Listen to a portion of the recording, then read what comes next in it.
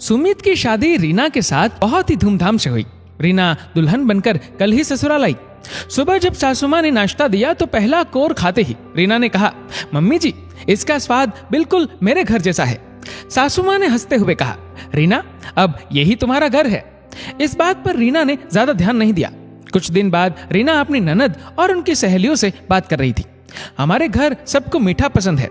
सासू माँ ने फिर कहा, तुम्हारा घर अब ये है।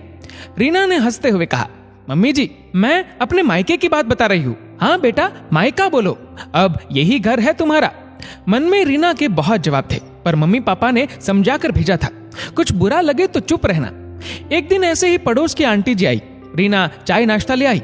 आओ रीना, तुम भी चाय पी लो। आंटी ने कहा, नहीं आंटी, आप लीजिए, मुझे रसोई में कुछ काम है। आंटी से मम्मी कह रही थी, अभी बस मायके में ध्यान है रीना का, हर बात पर उसे अपना मायका ही याद आता है।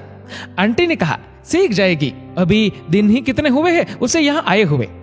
रसोई बराबर में ही थी कमरे के, तो रीना ने सब सुन लिया। उसे समझ नहीं आया कि इसमें बुरा क्या मानना था जो आंटी से कहा मम्मी जी ने। कभी कभी सुमित भी बहुत बार हंसी मजाक में बोल देता, अब मैं तुम्हारा और ये घर भी तुम्हारा, मायका दूसरा घर है, तुम पराई हो चुकी हो वहां से।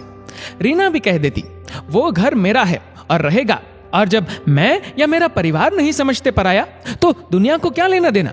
वो जमाना बीत गया जब लड़कियां पराई होती थी। हमेशा मायका उसका घर था और रहेगा। एक दिन सब घर में बैठे खाने की तैयारी कर रहे थे। रीना, तुम्हारे घर क्या बनता है दशहरे पर?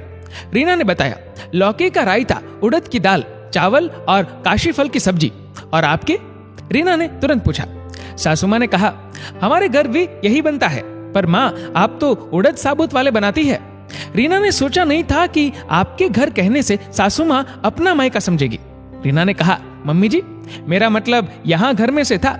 आपने अपने घर के बारे में बताया। सासू माँ जी का चेहरा देखने लायक था। रीना ने कहा, मम्मी जी, जहाँ जन्म लिया, जहाँ 25 साल बिताए, वो घर तो कभी नहीं भूला जा सकता। आप अब तक नहीं भूल पाई। मुझे यहाँ आए अभी 3-4 महीने ही हुए हैं। ये घर भी मेरा है, लेकिन जिन्होंने जन्म दिया, बड़ा किया, उन माता पिता को कभी नहीं भूला जा सकता।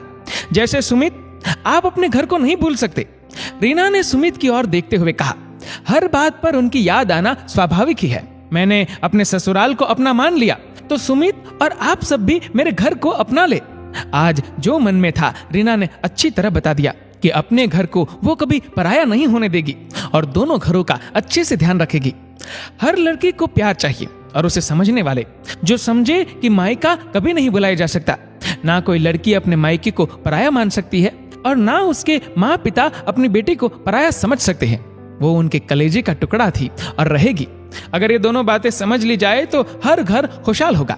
दोस्तों, इस वीडियो को लेकर आपकी क्या राय है, नीचे कमेंट करके जरूर बताएगा। और दोस्तों, अगर वीडियो अच्छा लगा हो तो इस वीडियो को लाइक करेगा, शेयर करेगा ज्यादा से ज्यादा लोगों तक। और ऐसे ही और भी इंस्पिरेशनल वीडियोस के लिए सब्सक्राइब करें हमारे यूट्यूब चैनल को और फेसबुक पर फॉलो करें हमारे पेज को। धन्यवाद।